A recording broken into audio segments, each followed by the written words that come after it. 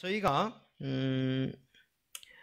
사도행전을 살피면서 복음이 어떻게 확장되어져 가는가 하는 것들을 여러 번의 말씀을 통해서 그리고 사도행전을 순차적으로 살피면서 이야기하고 있습니다.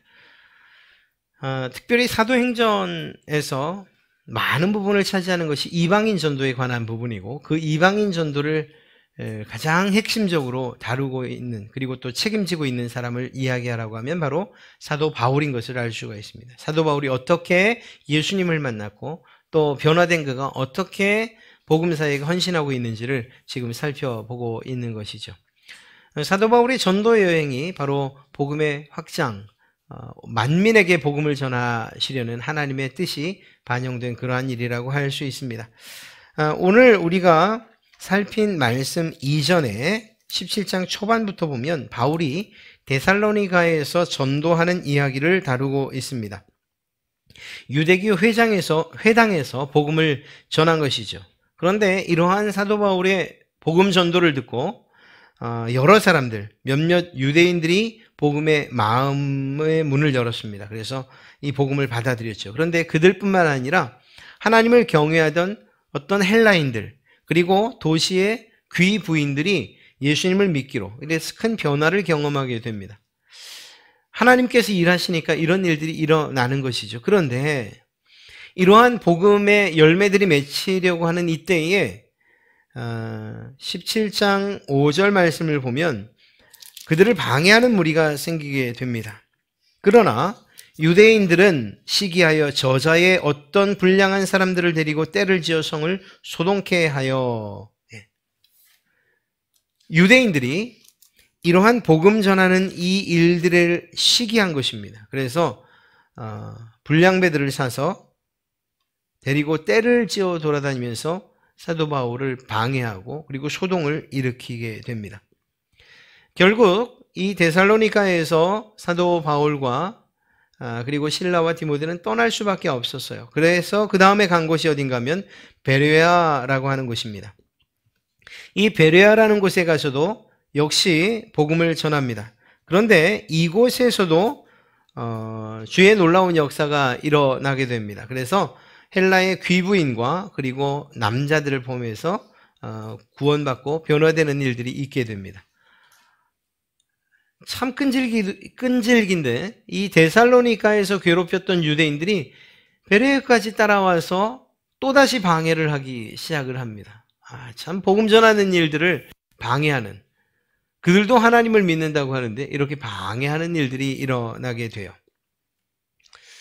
이런 이유로 인해서 바울 혼자서 지금 아테네로 가게 되었고, 그리고 이곳에서 실라와 디모데가 오기를 기다리고 있는 중이었습니다. 그것이 바로 오늘 우리가 읽은 16절의 말씀이죠. 바울이 아덴에서 그들을, 실라와 디모데를 기다리다가, 이렇게 오늘의 이야기가 시작되는 것입니다. 이 아덴이라고 하는 곳, 이 아테네는 그 이름이 그 도시의 수호신인 아테나라고 하는 여신, 그 이름을 본따서 지은 도시의 이름입니다. 파르테논 신전이 있는 곳이고요. 그 신전은 이 아테나라고 하는 신을 위해서 만들어 놓은 신전입니다. 문화적으로 매우 아름답고 그리고 장엄하기까지 한 그러한 도시였고요. 사도 바울의 그러한 이 진술에도 있지만 굉장히 많은 우상들이 있었던 그러한 곳입니다. 그런데 단지 우상만 있었는가? 그렇지 않습니다. 우리가 잘 알고 있는 그러한 철학자들, 소크라테스나 플라톤이나 또는 아리스토텔레스 등 이러한 철학자들이 이곳에서 헬라 사상 그리고 또 그들의 사상들을 서로 교류하고 나눴던 곳이기도 합니다. 로마가 그리스를 지배합니다. 그런데 땅으로는, 힘으로는 정복을 했는데 한 가지 부족한 부분을 늘 느끼고 있었어요. 로마 스스로. 그것이 무엇이었는가 하면 이 그리스가 가지고 있는 문화와 문명이었습니다. 이 사상. 이 부분들은 로마가 따라갈 수가 없었습니다. 흉내내려고 했을 따름입니다. 그만큼 이 그리스 그리고 또 이 헬라 사상은 당시를 지배하고 있는 그러한 사상이었다고 말할 수 있어요. 이것을 단적으로 드러내는 것이 무엇인가 하면 그리스의 고대어라고 하는 이 헬라어가 당시 로마가 세계를 정복했음에도 불구하고 이 헬라어가 공통어로 사용되고 있었습니다. 정말 로마인들로는 자존심이 상하는 거죠. 다 정복을 했는데 말은 라틴어가 아니라 헬라어로서 사용되고 있으니까 말입니다. 이런 상황들이었습니다. 그리고 그 중심에 이 아테네가 있었던 것을 알 수가 있습니다. 가는 곳마다 사도 바울이 발견한 것이 우상이었어요. 그런데 사도 바울이 이러한 우상들을 봤을 때 처음 느꼈던 감정을 성경이 아주 적나라하게 기록하는데 그것이 무엇이었습니까? 분노라고 그렇게 기록되어 있어요. 놀라운 것은 사도 바울이 느꼈던 이러한 격분한 이 마음을 자신의 전도와 그 전략에 그대로 드러내지 않았다는 거예요. 2010년이었는가요? 그런 거 있죠. 정말 큰 문제가 됐었어요. 저도 그런 일들은 사실 이해가 되지 않아요. 봉은사 땅 밟기 해서 영상을 만들어서 올렸던 일. 또 불상들을 훼손하고 당구상을 훼손했던 일들. 정말 그곳에 진리가 없어요. 그 사실에 대해서는 변함이 없어요. 그런데 그렇다 해도 우리의 것들을 주장하기 위해서 다른 이들을 훼손하는 이런 일들은 사실 옳지 않거든요. 사도 바울의 이 격분이라는 이야기를 듣고 그 다음에 이 펼쳐질 내용들을 우린 기대하기를 그래서 그 신상들을 다 때려 부수었다. 이렇게 기록될 것처럼 우리는 기대하지만 그렇지 않습니다. 그래서 우리가 오늘 말씀을 보면서 사도 바울이 이러한 세상 문화들을 어떻게 대항하여서 주의 복음을 증거하고 있는가 하는 것들을 살피려고 하는 거예요. 왜냐하면 우리가 살고 있는 이 세상이 실제로 그렇기 때문입니다. 여러분 돌아보세요. 우리가 우상이라고 말하지 않아도 이미 우상처럼 여겨지는 것들이 얼마나 많은지 알 수 없어요. 어떤 사람에게는 도박이 우상이고 어떤 사람에게는 술 혹은 마약 혹은 실제로 돌로 새겨놓고 금으로 금칠해놓은 그런 우상들도 있고요.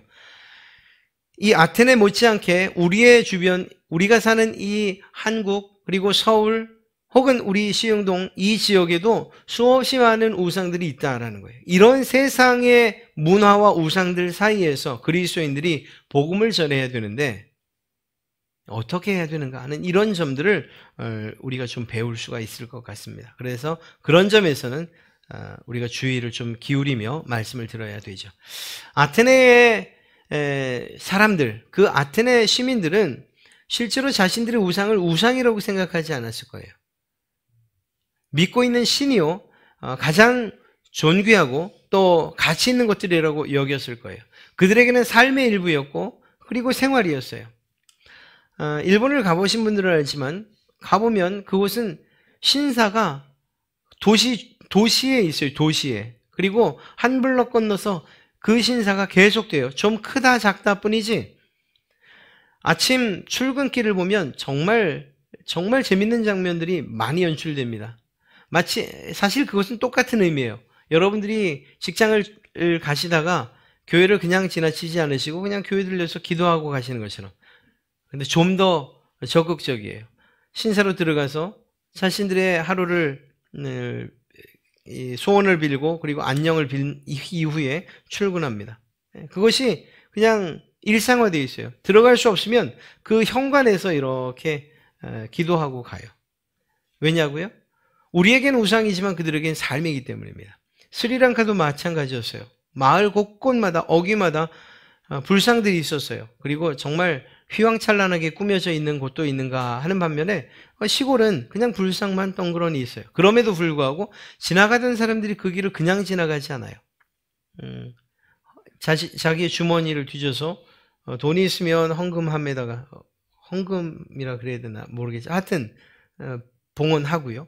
그거 없으면은 정말 이쁜 잎사귀 따다가 그 앞에 놓고 꼭 절을 해요. 근데 신발까지 벗고 그 앞에서요.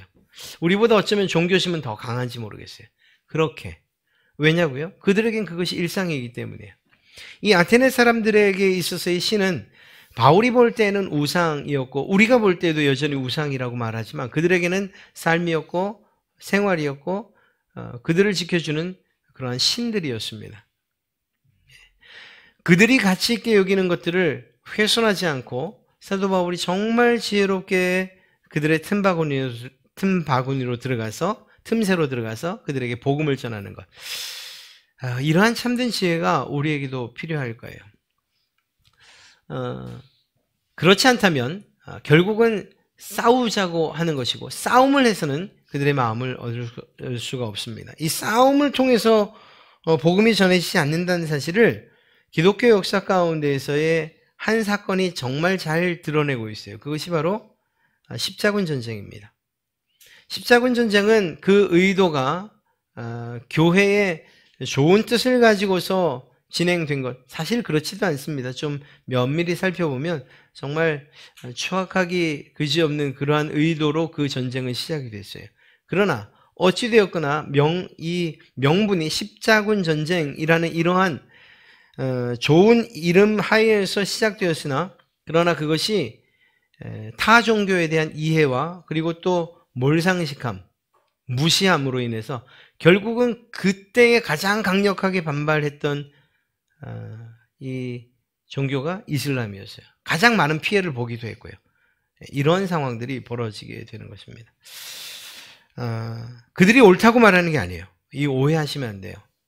사도 바울도 그들이 옳다, 그들이 참된 신이라고 말하는 게 아니에요. 이 사실에 있어서는 여러분이나 저도 변함이 없어요. 오직 하나님 외에는 예수 그리스도에는 구원의 다른 길이 없어요. 그러나 그들에게 접근하는 방식이 폭력과 혹은 우리 편에서만의 주장, 그들을 무시하고 멸시하는 태도로는 그들의 마음을 열 수가 없다라는 사실을 알아야 되는 것입니다. 상호 기본적으로 인간에 대한 존중과 그들의 종교에 대한 존중, 그러나 그들의 허구와 그리고 또한 미신적인 부분들을 정말 잘 이해시키고, 그리고 더 나아가서 그들의 반응이 어떻든지 간에 이후에 살펴보겠지만 그들의 반응이 어떻든지 간에 그것 때문에 낙심하거나 그것 때문에 기뻐하는 것이 아니라 오히려 그들의 삶의 변화들은 하나님께 맡기는 것, 그들의 구원은 하나님께 맡기고 전하는, 그런데 지혜롭게 전하는 일들이 우리에게 필요하다는 사실들 우리는 보게 될 것입니다. 사도 바울은 그 도시에 우상이 가득하다는 사실을 어떻게 알았을까요? 신라와 디모데를 기다리던 도중에 그 도시를 살핀 거예요. 돌아다닌 거예요. 그러면서 그 도시를 연구했다고도 이야기할 수 있을 것입니다. 그들의 문화를 관찰했다, 이렇게 이야기할 수 있을 것입니다. 그런데 그런 상황 가운데에서 주변의 여러 환경들이 눈에 들어오기 시작합니다. 살펴보니 우상들로 가득 찬 도시였고, 그것이 결국은 사도 바울의 마음을 매우 아프게 하고 또 슬프게 했던 것을 알 수가 있습니다. 그리고 그 슬픔은 격분으로 이렇게 표출되게 되죠. 그런데 그렇게 마음에 먹었던 격분이 실제 삶의 격분으로 나타나지 않았다는 것을 잘 알아야 됩니다. 자, 이렇게 해서 결국은 성령님께서 그 마음에 주신 그러한 감동과 또 의분, 이것이 결국 복음의 전도에 어떻게 사용되어지는가 하는 것들을 봐야 된다는 것이죠. 사도 바울은 그들을 만납니다. 그리고 저작거리에서 길에서 만나는 사람들마다 할 수 있는 대로 회당에서 주의 복음을 여전히 같은 방식으로 전합니다. 그러다가 기회를 얻게 되지요. 오늘 말씀을 보니 이 아테네에 있는 많은 사람들이 사도 바울이 무슨 이야기를 하는지를 궁금해하기 시작합니다. 왜냐하면 이미 그가 많은 말들을 만나는 사람들마다 회당에서 전했기 때문이에요. 이미 사도 바울에 대해서 말쟁이라는 별명이 붙을 정도로 말입니다. 그러니까 사도 바울이 개인적으로, 개별적으로 수없이 많은 사람들을 만나면서 복음을 전하고 있었다는 사실을 우리는 알 수가 있습니다. 그리고 그 내용도 예수와 또한 부활이었다는 사실을 알 수가 있어요. 이렇게 사도 바울이 전하는 이러한 이야기들이 결국은 공식적으로 당신이 가르치는 가르침이 무엇인지 보기 원한다라는 이러한 많은 사람들의 의견이 수용돼서 결국 그가 아고라에 서게 됩니다. 아레오바고에 서게 되는 거죠. 그곳은 오픈된 그러한 지식의 소통 장소였습니다. 누구나 이야기할 수 있고, 그리고 결국 그것은 민주주의의 그러한 어떤 장터 혹은 장이, 이 의견 피력하는 그러한 장이 되었던 거죠. 성경에서는 장터라고 되어 있지만 사실 이곳은 이 아고라를 이야기하고 아레오바고를 이야기하는 것입니다. 사도 바울이 자신의 복음을 솔직하게, 그러면서도 모든 사람들에게 전할 수 있는 그런 기회가 주어졌던 것이죠. 이때에 사도 바울은 첫 번째로 그들의 선에 대해서는 긍정하는 모습을 보게 됩니다. 그것이 무엇이었습니까? 너희에게 범사에 종교심이 많도다라고 하는 이 사실입니다. 그들이 가지고 있는 종교에 대한, 그리고 신에 대한 갈망과 그리고 그 갈증들을 칭찬하고 있는 거예요. 그들에게 있는 종교심, 그 많은 종교심에 대해서 인정하는 것입니다. 긍정하는 것입니다. 아덴 사람들과 논쟁할 때에 유대교가 아니라 그들의 세계관, 그 헬레니즘과 그리고 그들이 알고 있던 것들, 그들의 신들에 대한 이야기들로부터 시작해서 접촉점을 삼았다는 것입니다. 그리고 그 복음을 나눌 수 있는 기초를 다져 나가는 것을 보게 됩니다. 자신이 이 아덴에서 목격했던 이 아덴 사람들의 선한 것, 즉 종교심에 관한 것, 그리고 그것을 인정하면서부터 사도 바울은 자신의 복음의 이야기를 해 나가는 것을 보게 됩니다. 진리를 찾는 일들, 그리고 또 참된 신을 찾아가고자 하는 이러한 마음들, 이러한 탐구하려는 이러한 노력들에 대해서 인정하고 칭찬했던 것입니다. 자신을 무대의 중앙에, 새로운 가르침을 듣기 위해서 무대의 중앙에 세운 것도 역시 칭찬했을 것입니다. 고맙다는 표현을 통해서 말입니다. 바울은 아덴 사람들이 가지고 있는 이러한 종교심, 그리고 그들의 삶, 즉 다시 말해서 현재를 중요시 여기는 그들의 삶을 인정하고 칭찬하는 모습을 보게 되죠. 그렇게 해서 공통점을 만들어갔던 것을 보게 됩니다. 그냥 무식하게 부수고 그리고 아니라고 말하지 않았던 거예요. 여러분, 우리뿐만 아니라 지금 세상 사람들도 신천지에 대해서 정말 힘들어하는 이유가 뭐죠?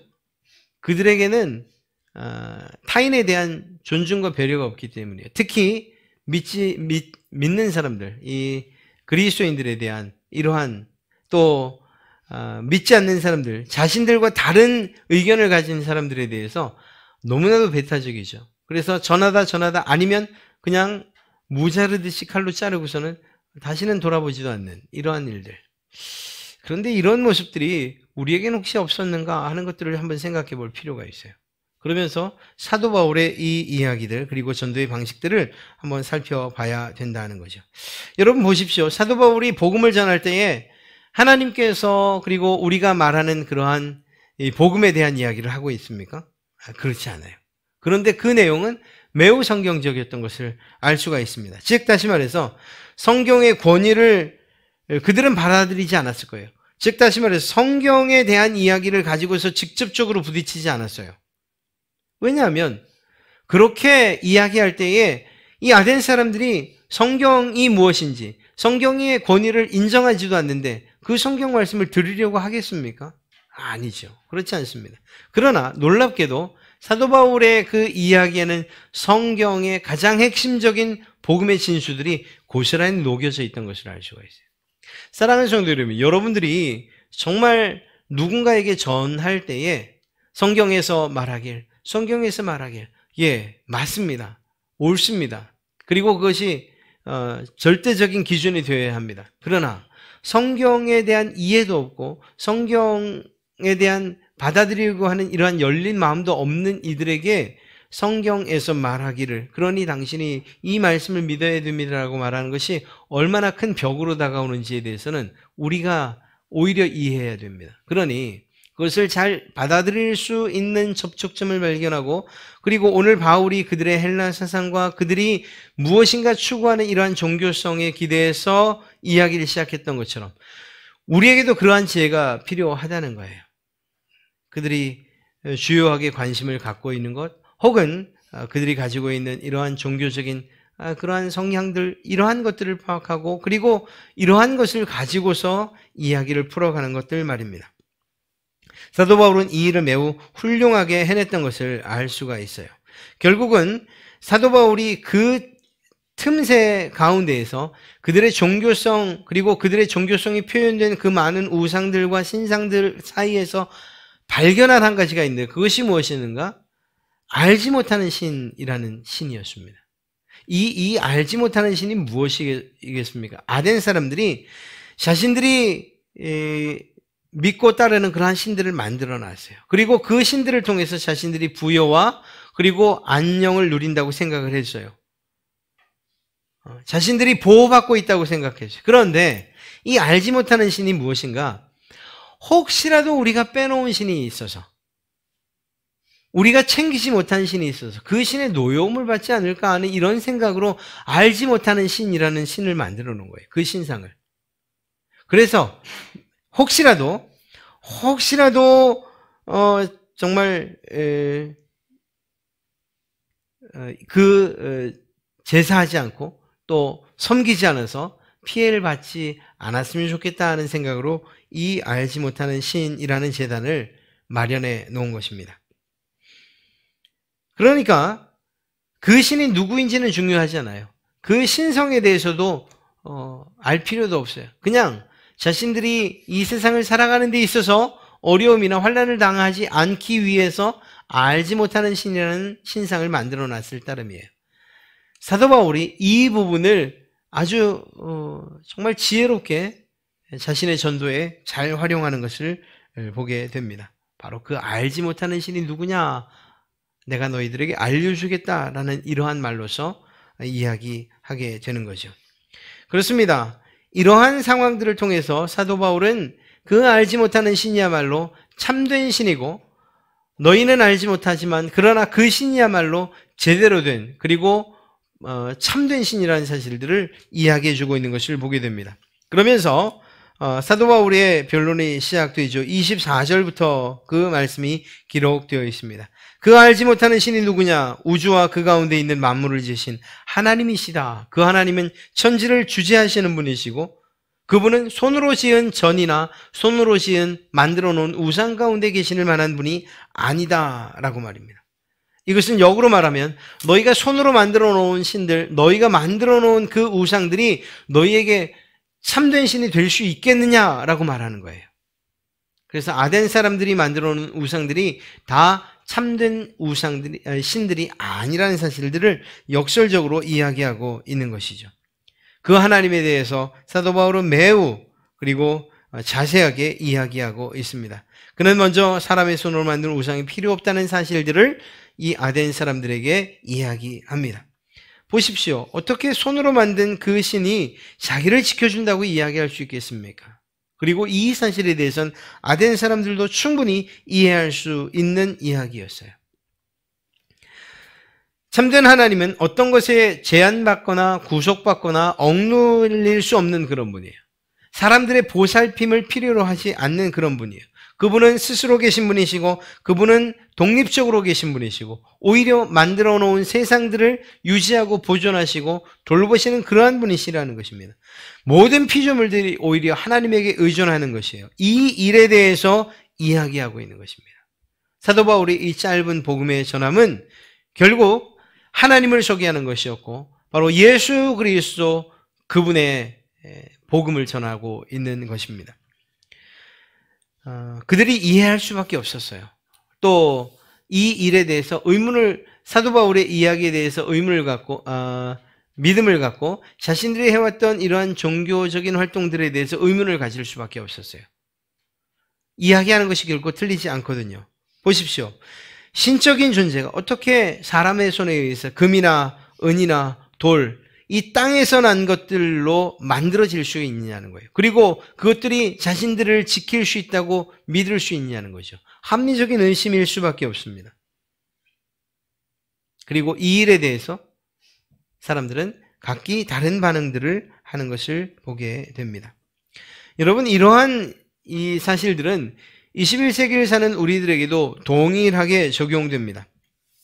늘 하는 말처럼 똑같이 들릴 수도 있겠지만 하나님만이 여러분들에게 참된 신으로서 여러분들의 영적인 혹은 정신적인 우리의 육체적인 모든 부분들을 만족시켜 주시는 그러한 분이십니다. 눈에 보이는 그러한 우상들, 우리가 말하는 불상들이나 또 다른 신들, 이 종교들의 그러한 신상들, 이것만 이야기하는 게 아니에요. 우리 그리스도인들에게 있어서의 우상은 그것들뿐만이 아니고 때로는 성 혹은 명성 혹은 돈, 우리가 가지고 있는 어떤 소유들 혹은 마약이나 알코올 등 이런 것들이 다 우리의 우상일 수가 있어요. 보십시오. 그 어떤 우상들이 여러분들의 마음을 완전히 만족시켜주고 있는가? 그런 것들이 있었던가? 예를 들어 그것이 돈이라고 한다면 그 돈이 여러분들의 마음을 흡족할 만큼 만족시켜주고 있던가? 있으면 더 있어야 하고 부족하면 점점 많아져가고 끝이 없는 욕심과 욕망 가운데 사로잡혀가는 것을 볼 수가 있습니다. 이러한 우상들을 통해서 우리의 빈 공간들을 채울 수 있을 거라고 생각한다니까요. 그러나 그 어떤 것도 우리의 공간을 채울 수 없어요. 부족함을 채울 수 없고 뚫려버린 그 공간들을 메울 수가 없다는 것입니다. 왜일까요? 그 공간, 마치 알지 못하는 신에게라고 한 신을 만들어 놓은 것처럼 우리 사람들의 마음과 우리 영혼의 공간에 그 한 빈 부분은 오직 하나님만을 위한 공간이기 때문이에요. 그분이 아니고서는 채워질 수 없는 공간이기 때문인 것입니다. 우리를 진정으로 만족하게 하실 수 있는 그분은 이 세상을 창조하시고 바로 저와 여러분들을 만드시고 그리고 보존하시고 또한 우리를 보호해 주시고 우리에게 끊임없는 삶의 의지들을 공급해 주시는 바로 그분이시기 때문입니다. 그래서 그분이 아니고서는 우리의 빈 부분들을 채울 수가 없어요. 모든 것들을 가진 사람들이 그러나 매우 허무해하고 결국 그러다가 세상을 의미 없이 허무하게 끝내는 일들이 왜 있는가? 그들에게 있는 공간들이 채워지지 않기 때문입니다. 그런데 놀랍게도 많은 젊은이들이나 사람들은 이 부분들을 채울 수 있을 거라고 생각해요. 그래서 때로는 돈으로 채우기도 하고 마약이나 알코올로 채우기도 해요. 친구들로 채우기도 하고 성으로 채우기도 해요. 그러나 채워지지 않는다는 거예요.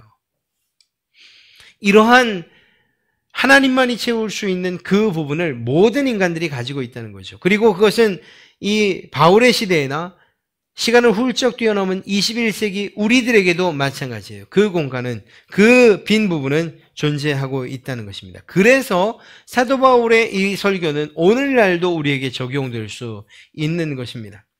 하나님 안에서의 참된 만족은 이후 공의로움으로 세상을 심판하실 그 예수 그리스도, 그분을 믿고 그리고 회개함으로부터 시작되는 거예요. 오늘 사도 바울이 그것을 이야기하고 있는 것입니다. 30절 말씀을 보면 알지 못하던 시대에는 하나님이 간과하셨거니와 이제는 어디든지 사람에게 다 명하사 회개하라 하셨으니, 예전에 이것이 우상이었고 하나님에 대해서 알지 못하던 때, 그때에는 혹여라도 그 책임을 면할 수 있을지 모르겠어요. 그러나 사도 바울이 지금 이 이야기를 하고 하나님에 대한 소개와 그리고 그 복음을 전한 이후에는 이제는 하나님이 간과하시지 않으시겠다라고 말씀하시는 것입니다. 오늘날도 마찬가지 아니겠습니까?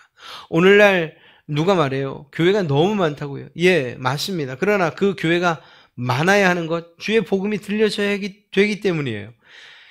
이것이 무엇을 의미하는지 그분들은 알지 못할 거예요. 나중에 하나님 앞에 섰을 때에 내가 하나님을 믿지 않았던 것, 예수님을 믿지 않았던 것에 대해서 이젠 더 이상 핑계할 수가 없을 거예요. 왜?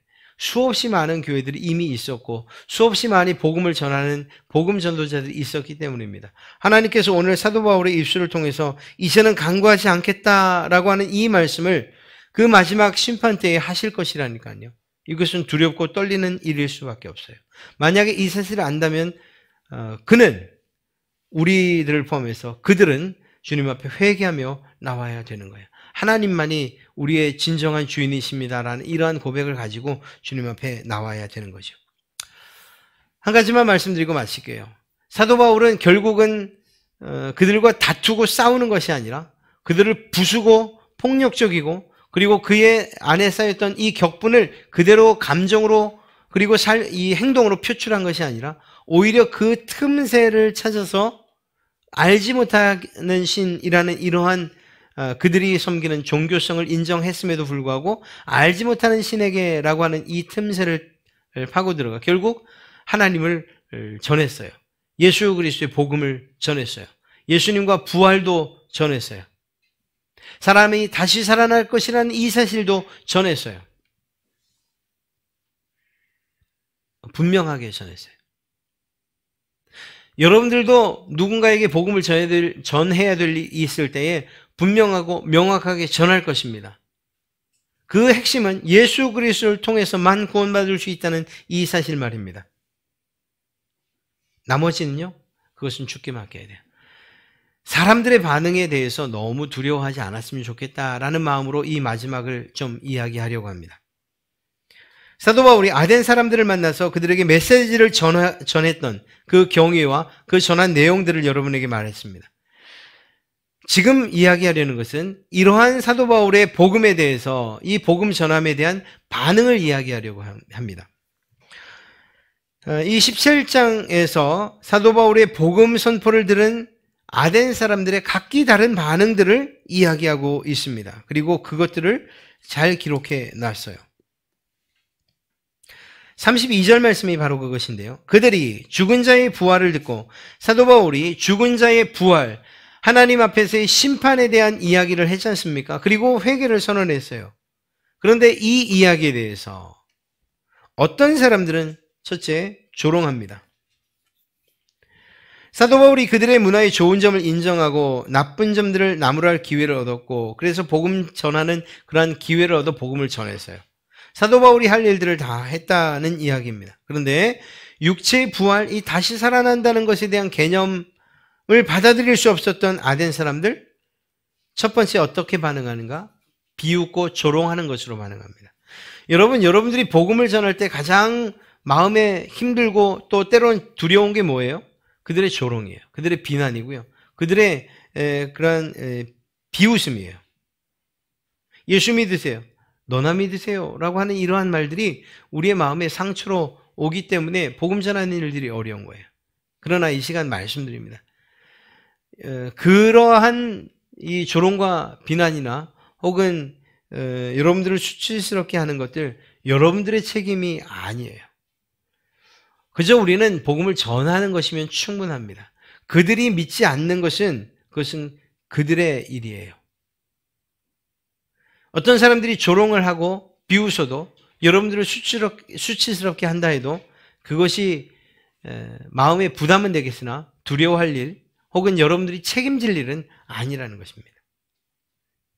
사도 바울은 그저 전했고 그들의 이 전함에 대한 반응은 각기 달랐기 때문이에요. 어떤 사람들은 말한 것처럼 이렇게 조롱을 했어요. 비웃었어요. 그러나 그 가운데 어떤 사람들은 다시 한번 내가 그 이야기를 들을 수 있겠는가? 라는 열린 마음으로 다가왔던 사람들도 있어요. 복음을 거부하는 사람들만 있었던 것이 아니라니까요. 그 복음을 다시 한번 접해보고자 하는 그러한 소망을 가진 사람도 있어요.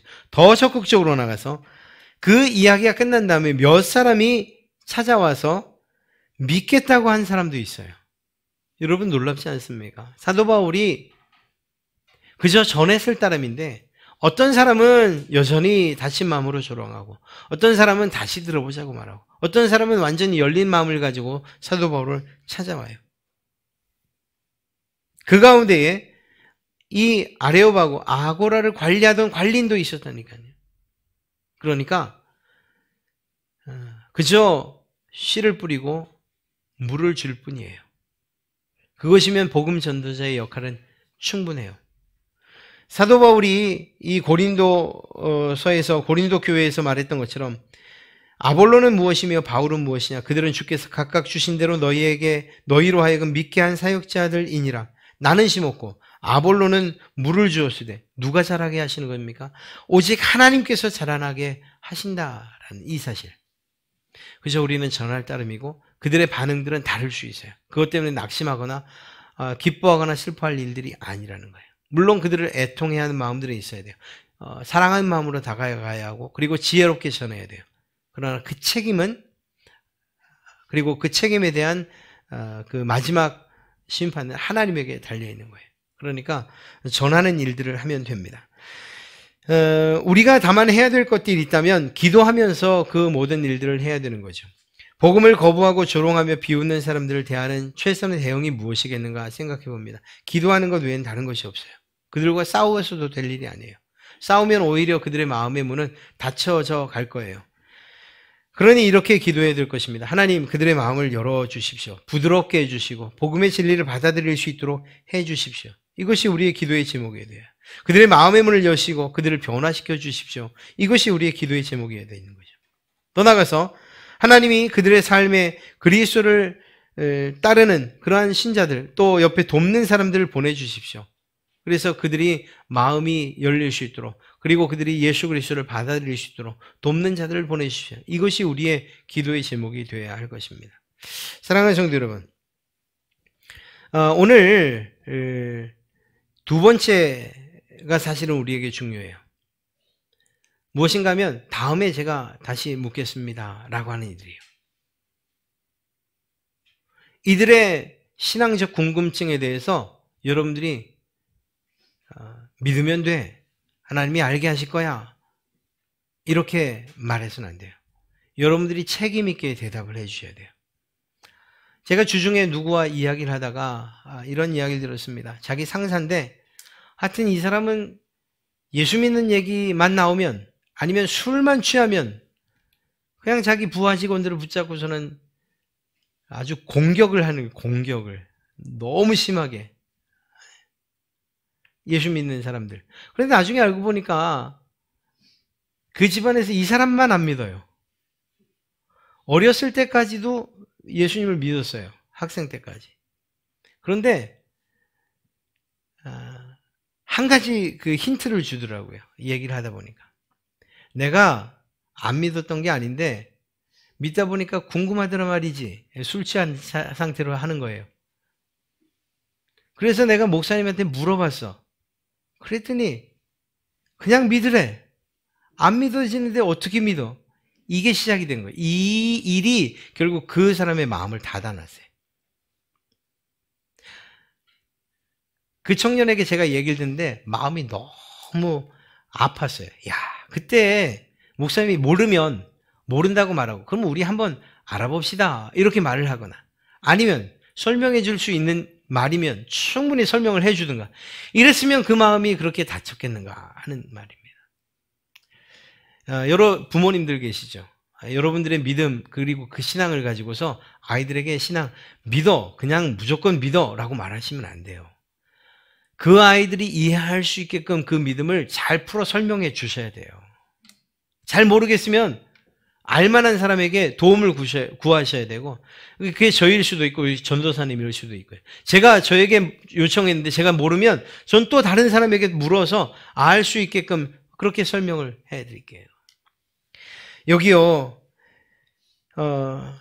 계속 그 토론을 이어가고 싶어하는, 궁금증을 가지고 예수 그리스도를 알아가고 싶어하는 이러한 사람들을 만날 때에 그냥 알아듣지 못할 설교나 혼자서 말하는 독백으로서 그들의 마음을 닫아서는 안 돼요. 그들의 질문에 최선을 다해서 답해줘야 돼요. 말씀드린 것처럼 모르겠다, 잘 모르겠다 싶으면 우리 그거 한번 연구해 봅시다 라는 자세로 그들의 마음을 얻어야 돼요. 특히 자녀들에겐 더 그렇습니다. 친할수록 더 그렇고요.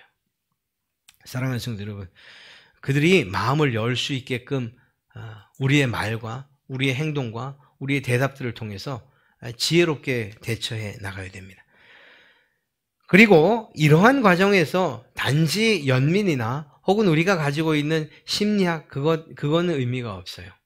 이렇게 여러분들이 대답할 때에 그 대답의 시작은 성경이어야 되고 그 대답의 마침은 성경이어야 돼요.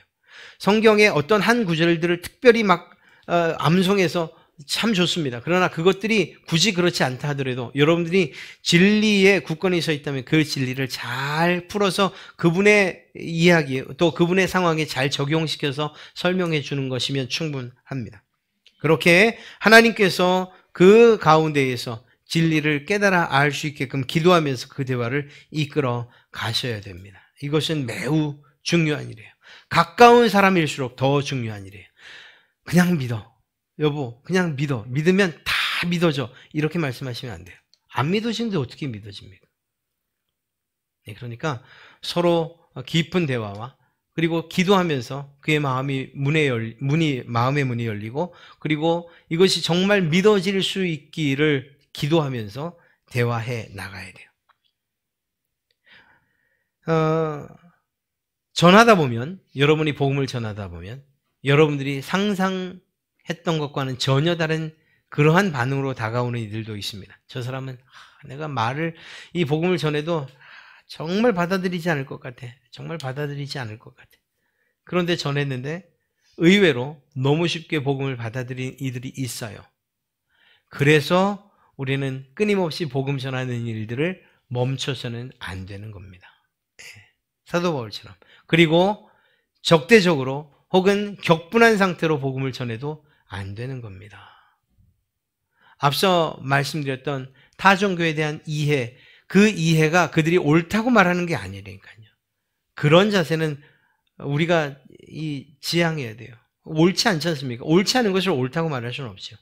우리의 옳음을 전하기 위해서 그들의 마음의 문이 열려지는 이러한 접촉점이나 준비 그리고 이해, 이것들은 필요하다는 것입니다. 그러기 위해서 우리에게 필요한 것이 무엇인가 하면 첫째는 그들의 종교가 보이는 것이 아니라 그 사람이 보여야 돼요. 그래서 그 사람에 대한 사랑과 긍휼이 먼저 우리에게 있어야 돼요. 저 사람은 불교 신자니까 아유 전하면 뭐해 이렇게 해서는 안 돼요. 그냥 그 사람이 눈에 보여야 돼요. 그래서 그 사람을 존중하는 자세로 가기 때문에 무시해서도 안 되고 경멸하거나 특히 무례해서는 안 되는 거죠. 복음을 전하는 사람들이 무례하게 복음을 전해서는 안 된다는 거예요. 하나님이 무례하지 않으신데 어떻게 무례하게 복음을 전할 수 있겠습니까? 더더군다나 속이는 일들이 있어서는 안 돼요. 그냥 입에 발린 말로 그냥 나와봐, 믿어봐. 좋은 일이 있을 거야. 좋은 일이 있던가요? 예수 믿으면 다 좋아지던가요? 좋은 일은 예수님을 믿고 나서 우리의 삶이 이 땅만이 아니라 내세가 있다는 것, 그래서 그 새하늘과 새 땅을 소망하면서 살아간다는 것, 그리고 그 믿음이 확실해진다는 것, 이것이 좋은 것이죠. 우리의 삶의 문제, 돈 잘 벌어진다, 혹은 묶였던 문제들이, 혹은 법원에 그 일들이 잘 처리된다, 그게 복음입니까? 그거 아니지 않습니까? 그러니 그런 말로써 어설프게 속이지 마십시오. 그건 속이는 일이에요. 그러니까 진심으로 대하고 오히려 그렇게 속이지 마시고 진심으로 여러분들이 함께 아파하고 슬퍼하고 위로하고 도울 수 있으면 실질적인 도움을 주지. 그게 더 맞는 거예요. 복음을 전할 때 말씀드린 것처럼 사랑과 긍휼 그리고 무시하거나 경멸하지 않고 무례하지 않고 속이지 않고 더 나아가서 그 삶이 그 복음의 삶이 여러분들을 통해서 사라져야 된다는 사실, 이렇게 생활되어져야 된다는 사실을 꼭 기억하시기 바랍니다. 오늘 굉장히 긴 이야기를 여러분에게 드렸어요. 또 어떻게 보면 좀 사도 바울의 이야기 좀 두서없게 들렸고 또 그럴 수도 있어요. 그러나 꼭 기억해야 될 것은 사도 바울이 복음을 전해야 되겠다는 이 사명감을, 주님께서 주신 이 사명감을 잃지 않았다는 것, 그리고 타인에 대한 기본적인 배려와 존중을 가지고 나갔다는 것. 그 마음엔 불타오르고 정말 분노로서 막 이 가슴이 터져버릴 것 같았으나 그런 것들을 잘 절제하고 그리고 그들 앞에 나가서 그들이 이해할 수 있는 말로써 복음을 전했다는 것. 이러한 사실들을 꼭 기억하십시오.